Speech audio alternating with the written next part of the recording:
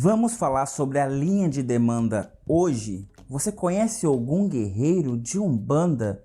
E não, ele não é um orixá. Olá, eu sou Gesley Alves, sacerdote mestre de Umbanda e Quimbanda e atuo aqui no Espírito Santo, Jacaraípe, no terreiro São Jorge Guerreiro. E é com muita felicidade que venho falar dessa entidade maravilhosa de Umbanda, que não é um orixá e que dá nome ao meu terreiro, que é o São Jorge Guerreiro ou Ogum Guerreiro. Antes de começarmos, eu peço que você já deixe o seu like. No final, se você não gostar, você dá o dislike, mas já garanto o like. Deixa um valeu aí e, mais importante, deixa um comentário se você incorpora ou não Ogum Guerreiro na Umbanda. Se sim, coloque qual é o Ogum Guerreiro de Umbanda que você incorpora. Se não, só diga não incorporo Ogum Guerreiro, para mim saber mais ou menos como é que anda o desenvolvimento mediúnico de vocês. Confesso que essa é a segunda vez que estou gravando esse vídeo. O primeiro deu quase 2 horas, então ficou quase impossível de editar. E eu tive problema no celular, então estou gravando de novo. Eu vou tentar ser o mais breve para que o vídeo seja menor. Gente, é quase impossível falar de alguma entidade na Umbanda sem a gente adentrar em muitos detalhes. E o Ogum Guerreiro de Umbanda é uma das entidades mais profundas na história do Brasil, porque ele está literalmente ligado à formação do Brasil, à formação do Império do Brasil, com Dom Pedro I e II, a formação da Federação e até hoje as formações do terreiro. Ogum Guerreiro, o São Jorge Guerreiro, ele é uma entidade que apadrinha a Umbanda. Ele foi a primeira manifestação consciente de uma entidade de Umbanda, e isso aconteceu dentro de uma senzala, ou melhor, dentro de várias senzalas, em um período que não tinha YouTube, não tinha livro, não tinha post explicando as coisas. Então, essa manifestação, ela acontecia e rapidamente ela foi indo se popularizando. Você quer entender como tudo isso funciona? Como saímos de uma senzala e chegamos até aqui trazendo essa entidade conosco? Então assista até o final, que é realmente surpreendente. A primeira fase que nós temos que ficar atentos sempre é a questão do continente africano. Nós não podemos esquecer que a África e o Brasil tiveram uma relação no passado de escravização de povos, e essa escravização fez com que várias culturas viessem para o Brasil e houvesse um impacto cultural aqui, indígena negro, europeu indígena e tudo mais, certo?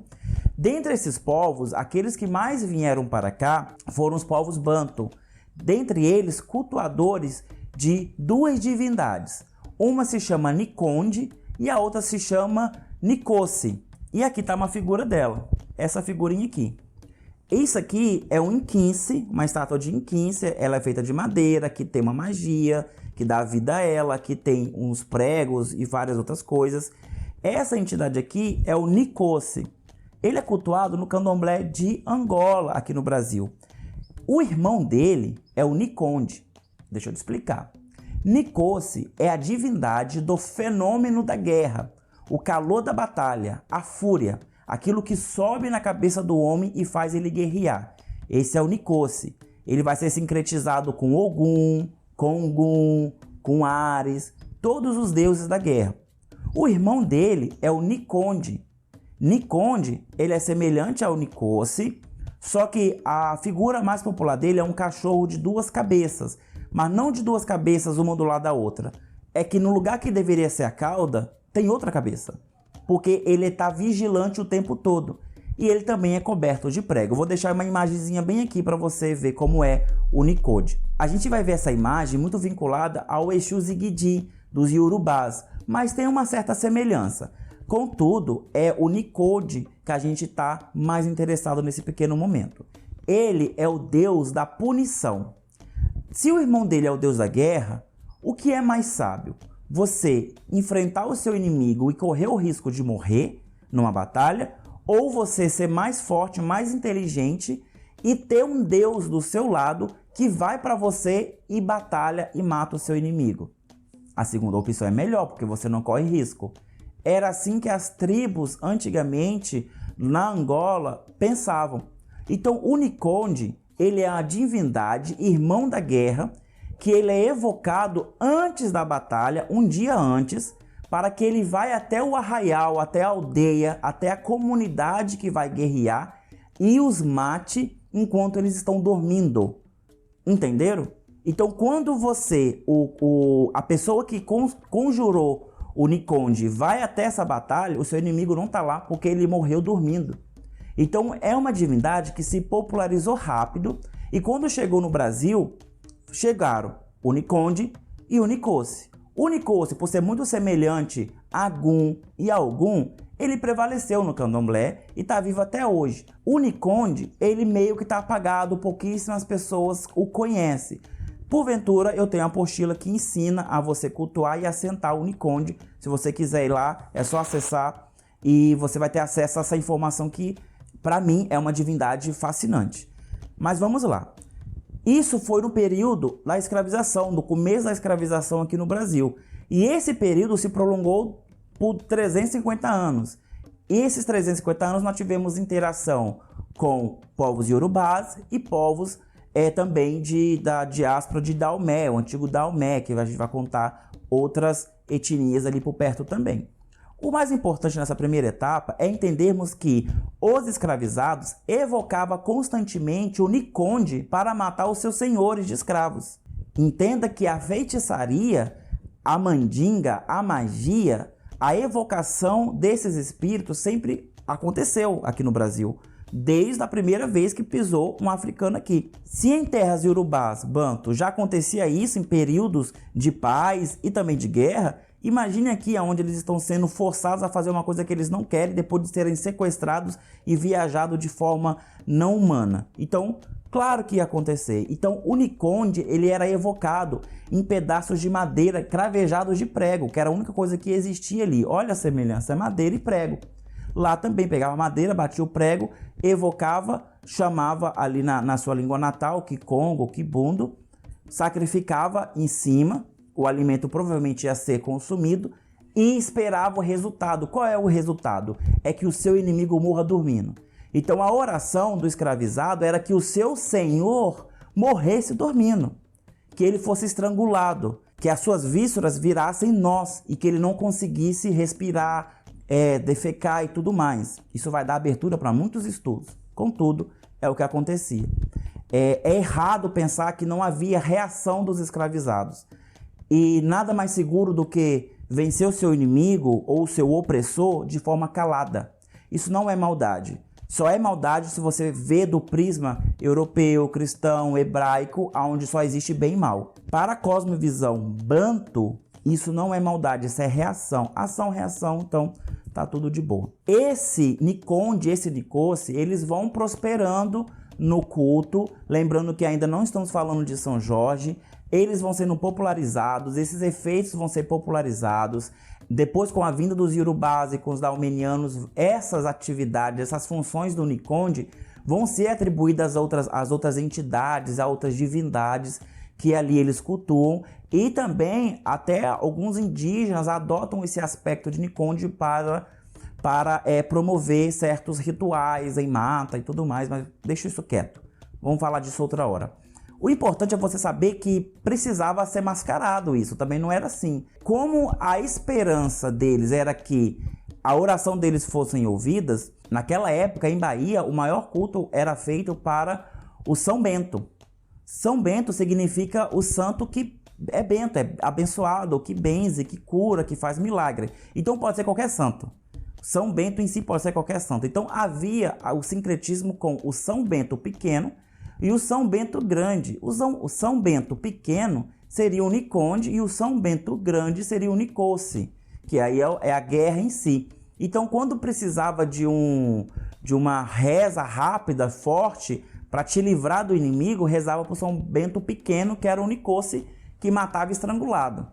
Quando era algo maior, uma batalha, uma demanda maior, uma necessidade maior, rezava para o São Bento grande, que era o Nicósse, o deus da guerra, acreditando que o deus mais importante é aquele que te mantém seguro. Então, olhando para a cosmovisão banto, nós vamos olhar esse aspecto, uma vez que, agora isso é importante, não existe contato com o Deus Supremo em nenhuma diáspora africana que surge através da raiz banto. Não existe. Aqui no Brasil, no Candomblé de Angola, nós chamamos esse Deus Supremo de Zambi.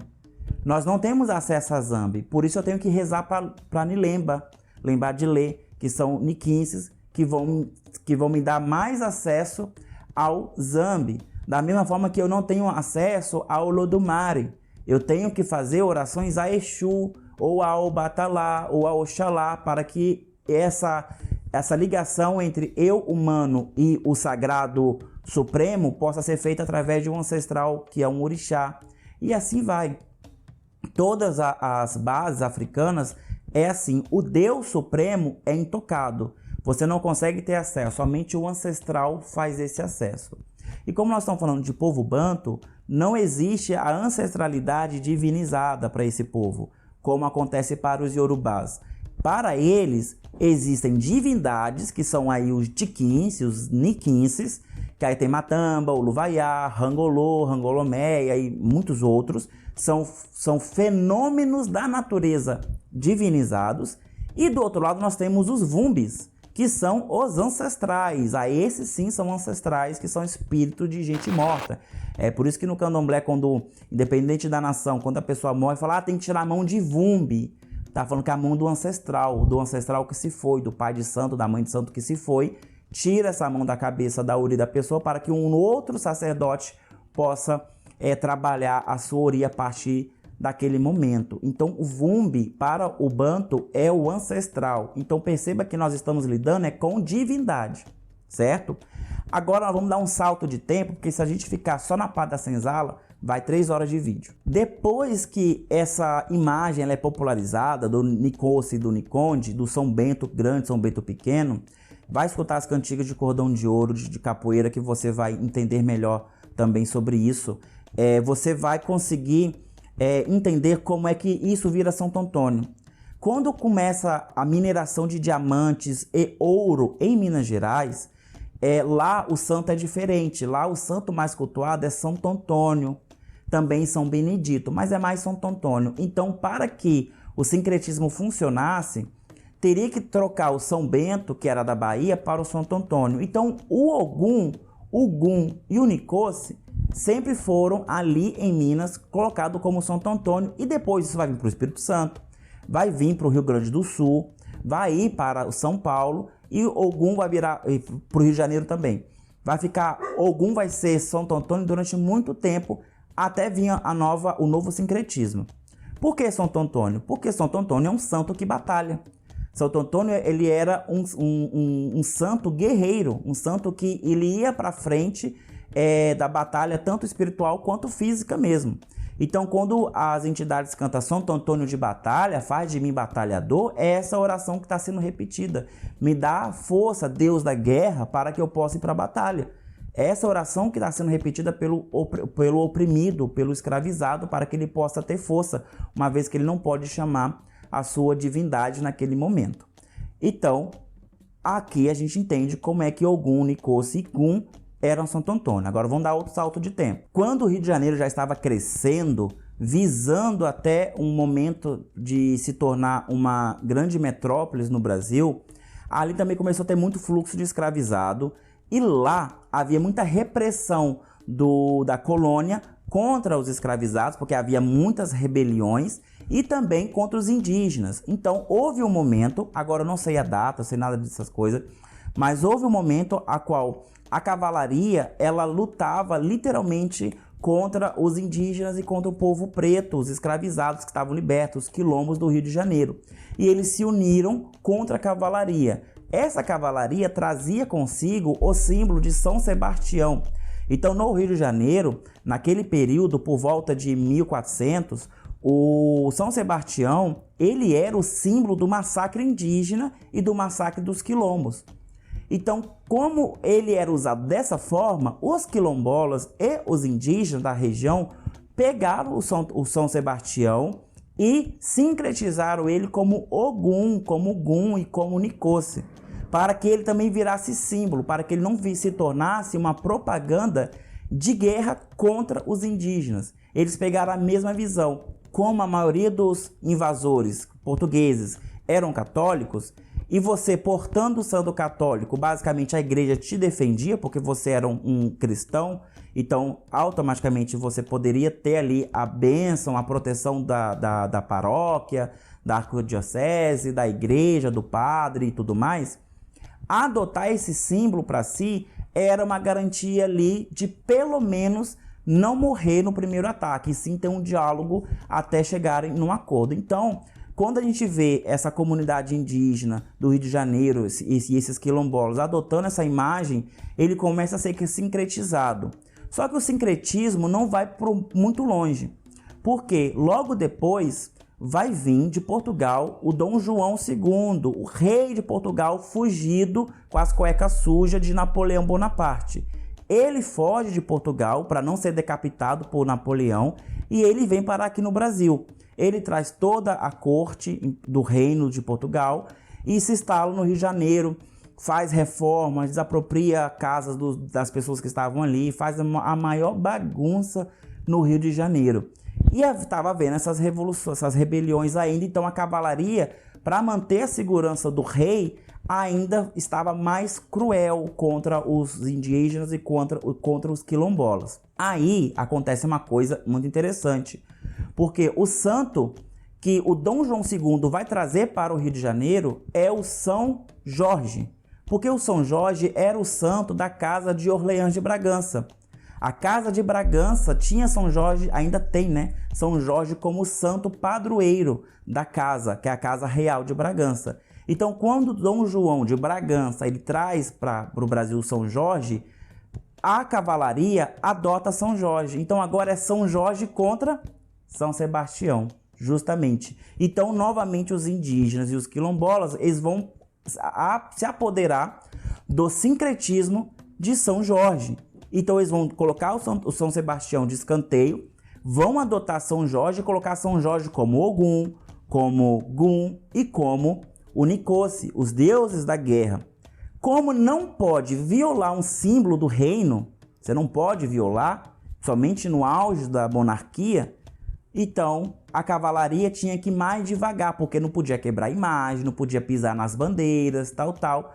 Então o santo, de certa forma, ajudou muitos ali naquele momento de rebelião e acabou popularizando, porque depois de Dom João vem o Dom Pedro I e vem o Dom Pedro II, ambos da casa de Bragança, que continuam com a devoção de São Jorge. Então depois não houve outro santo que substituísse a importância de Ogum para defender tanto os indígenas quanto o povo preto, os quilombolas que estavam ali no Rio de Janeiro naquele período. Sabendo disso, nós percebemos que o Ogum, o São Jorge, a imagem de São Jorge, ele fica no centro do Congá. Uma vez que na parte direita eu tenho a representação indígena e na parte esquerda eu tenho a representação dos pretos velhos, dos povos pretos africanos aqui no Brasil. Então São Jorge está ali equilibrando essas duas forças, somado à terceira, que são os povos europeus que vieram também e colaboraram com a formação da nossa cultura brasileira. Então entendemos a importância e como surge o sincretismo de São Jorge com Ogum, tá bom? Esse São Sebastião, só para a gente encerrar a história de São Sebastião, ele vai ser adotado lá na Bahia como Oxóssi.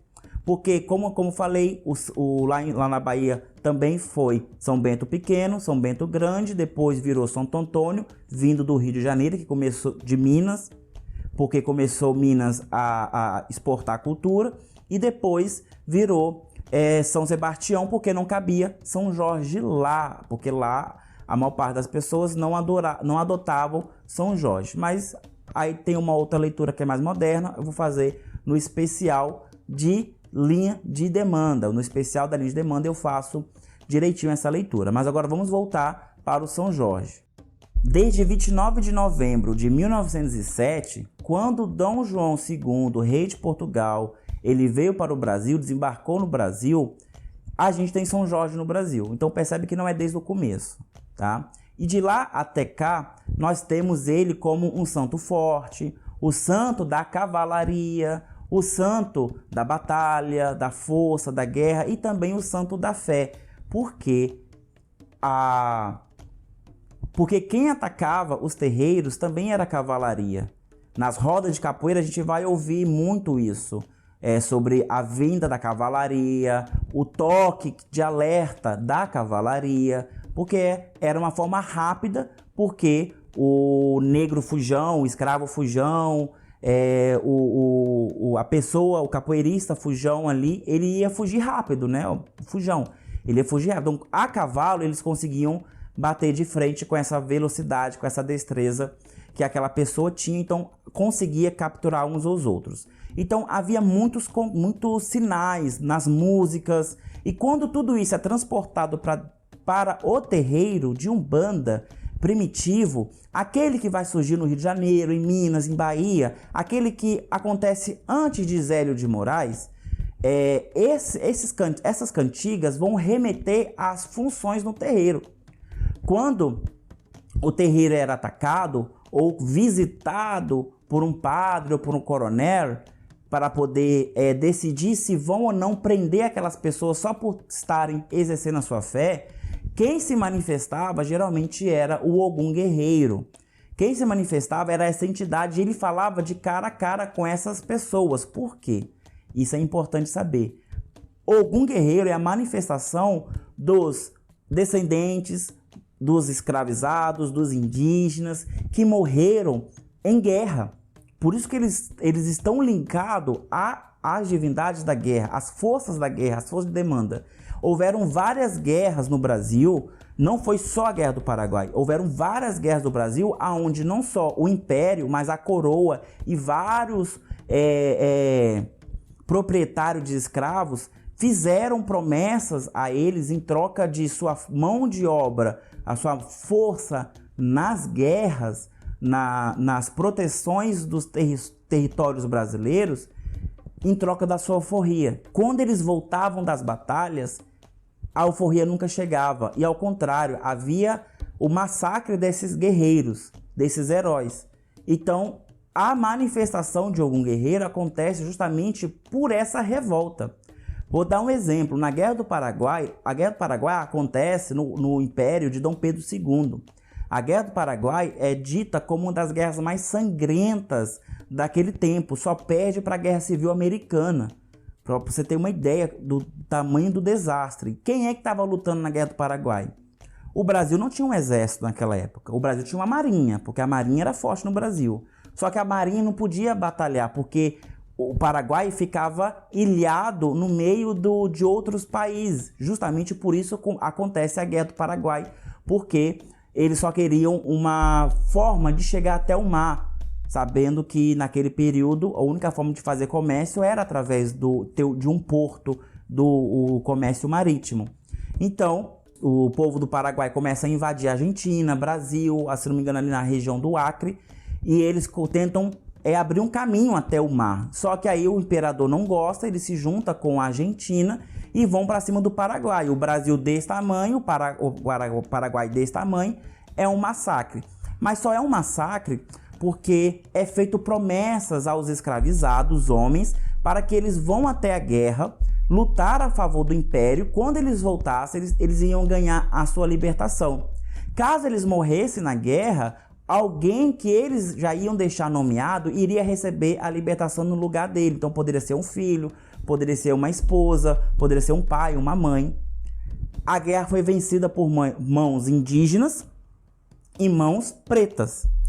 Só para você ter uma ideia que isso é tão factório, tão ridículo também, é que, por exemplo, o povo do Rio Grande do Sul, os gaúchos, os cabra-macho, eles foram para a Guerra do Paraguai e ficaram sentados só olhando o povo indígena e o povo preto morrendo.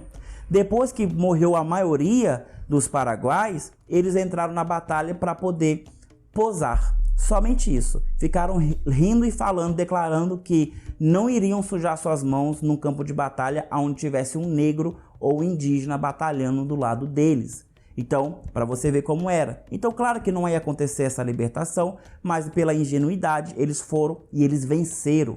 É por isso que nós, na gira de Ogum, cantamos sobre o Humaitá. Você já pesquisou o que é o Humaitá? O Humaitá é a cidade, é a capital do Paraguai. Nos campos do Humaitá, Ogum guerreou e venceu.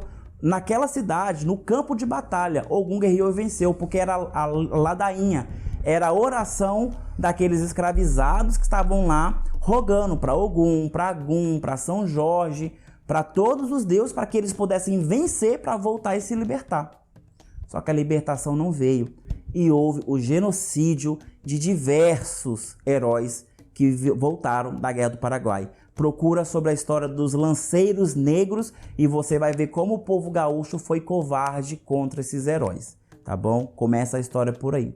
Só para você ter uma ideia, vou deixar aqui a listinha, olha a listinha de batalhas, guerras e revoltas que houveram em enganação de parte, vou generalizar, do Estado contra os escravizados. Então todo esse povo que morreu ali com essa revolta toda por motivo de guerra, estão agora incorporando em forma de Ogum. Então quando eu canto para Ogum Marinho, para Ogum Sete Ondas, Sete Espadas, Ogum Maitá, Ogum de Lê, Ogum de Lei, Ogum de Rondo, Ogum Megê, Ogum Choroquê, todas essas falanges estão representando esses espíritos, é a manifestação desses espíritos.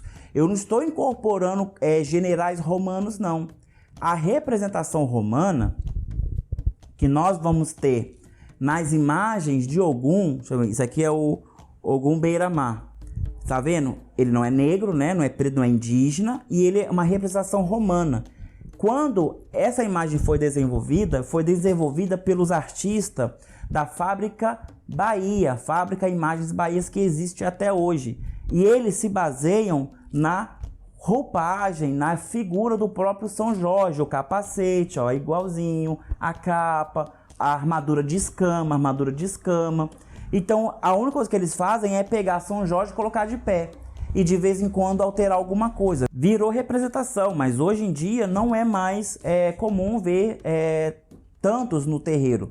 Eu já participei de um terreiro que tinha muitos e é até bonito. Não vou julgar a imagem, ela é linda, eu gosto, mas não representa de fato toda essa história, todo esse povo que eu estou contando aqui para vocês. Então, seria interessante rever essa figura de Ogum no próprio terreiro de Umbanda, porque nós não estamos nem de um lado nem de outro, né? Nós estamos perdidos como cegos no tiroteio, quando o assunto é a representação da imagem de gesso de Ogum Guerreiro. Ogum Guerreiro, ele vem se apresentar na linha de demanda, que é a linha que é baseada na radiação de demanda. Se você não sabe o que é radiação, vai lá, tem um especial de sincretismo que no final eu falo sobre radiação. Na parte 5 eu falo sobre as radiações.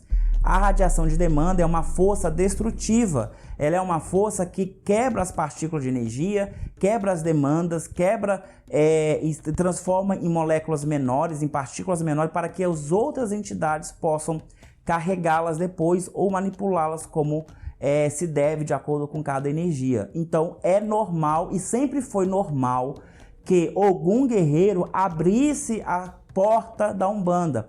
Você vai ter diversos pontos que vão narrar isso, desde a abertura do terreiro, desde a abertura de gira, desde até encerramento. Ogum abriu a porta, Preto Velho que vem fechar, o Jorge é quem abre os caminhos.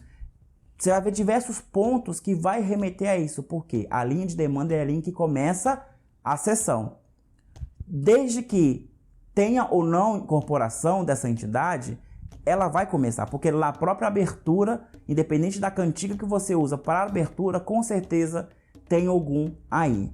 Aqui nós cantamos bem assim: vou abrir minha Jurema, vou abrir meu Jurema, vou abrir minha Jurema, vou abrir meu Jurema, com a licença de meu pai Ogum, vou abrir meu Jurema, com a licença de meu pai Ogum, vou abrir meu Jurema. Santo Antônio entrou no reino, arreia a bandeira e vamos saravá.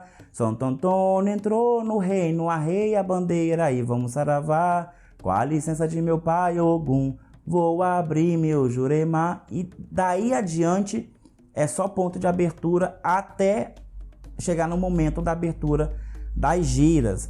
Eu vou fazer um vídeo explicando como é que funciona o ritual, a cerimônia da Umbanda tradicional, tá? Então espera aí que daqui a pouco tá lançando também. Então, quando eu tô falando que eu tô pedindo licença a meu pai Ogum, eu tô pedindo licença a esse que veio primeiro, o padrinho da Umbanda. Aquele que se manifestou primeiro nos terreiros, nas senzalas, nas florestas, mostrando para o povo escravizado que eles poderiam lutar, que havia forças ancestrais a favor deles.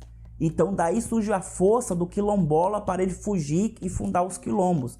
Desde a primeira vez que o primeiro negro pisou aqui, já havia essa força. Então o ancestral, desde de 1530, já estava se manifestando aqui. Ainda não tinha nome, mas depois ele vai dar o nome da linha, que seria a linha de demanda do Ogum Guerreiro de Umbanda. Quando eu falo que São Antônio entrou no reino, arrei a bandeira e vamos saravá, é um chamado de guerra. O general entrou, o general da banda entrou, ele está arriando a bandeira, que é uma referência ao cotidiano do exército, arriar a bandeira, chamando para atividade. Arriar a bandeira, colocar a bandeira no mastro, e a gente vai ver diversas referências disso na linha de demanda. Outra referência incrível que a gente percebe na linha de demanda é os cargos que essas entidades têm, que são baseados em generais, tenentes, comandantes, que se baseiam no quê? No exército brasileiro, que tem essas mesmas funções. E a linha de demanda, ela conversa muito bem com a linha de Tarimã. O que é a linha de Tarimã? É a linha onde se manifestam os marinheiros, marujos, jangadeiros, os pescadores. E ali, como a entidade de maior popularidade é o marinheiro, automaticamente eu estou falando da marinha. Então a linha do exército, que seria a linha de demanda, ela conversa muito bem com a linha da marinha, a linha de Tarimã. Por isso que quando eu tenho a linha de demanda e automaticamente eu vou tocar para marinheiro, eles pulam de uma linha para outra com maior facilidade. É uma energia muito semelhante. Então elas se conversam muito bem. Tanto a marinha quanto o exército brasileiro fazem parte da história do Brasil do começo ao fim. E até hoje, né, temos aí episódios ainda sobre o quão o exército impacta as decisões que acontecem no Brasil. Então, menosprezá-los na banda espiritual seria de uma imensa ignorância. Então, existem sim espíritos que têm esses valores que se manifestam no terreiro. Eles são chamados de Ogum Guerreiros de Umbanda. Não é São Jorge, o santo, não é o orixá, eles são falangeiros, eles estão sobre a força da demanda, da radiação destrutiva, tá bom? Tentei ser o mais breve possível, vou fazer um especial sobre linha de demanda. Eu só priorizei fazer isso agora porque eu estou vendo uns posts aí que tá me perturbando, onde tá falando de Ogum Guerreiro de cada orixá, Ogum de Oiá, Ogum de Xangô. Não faz lógica nenhuma, nem pro orixá. Então, assim, antes de falar em besteiras a mais, eu já estou deixando essas deixas aqui. Se você quer o especial sobre a linha de demanda, se você está disposto a ouvir mais de 5 horas de explicação num vídeo, comente aqui que eu vou ter o prazer de fazer. Porque eu já fiz uma vez, só que o celular deu problema. Faria com todo o prazer de novo, mais uma vez e mais outras vezes. Porque o importante é trazer informação. A nossa Umbanda tem fundamento. E fundamento, gente, não é só a pedra de tal orixá, a folha de tal entidade, uma macumba aqui, uma magia, uma oferenda ali. Fundamento é história, é povo. Então nós temos que olhar para a nossa história, para o nosso povo e nos entender. Por que que essa entidade está incorporando? Por que que ela faz isso? Por que que ela lida assim com a minha pessoa? E tudo isso está baseado na memória ancestral dela. Se você não sabe o que é memória ancestral, vai lá no vídeo de sincretismo e vai estudar mais um pouco. Eu peço o seu like, o seu comentário, eu peço que você compartilhe e se quiser, deixe um valeu aí que vai ajudar bastante. Fui!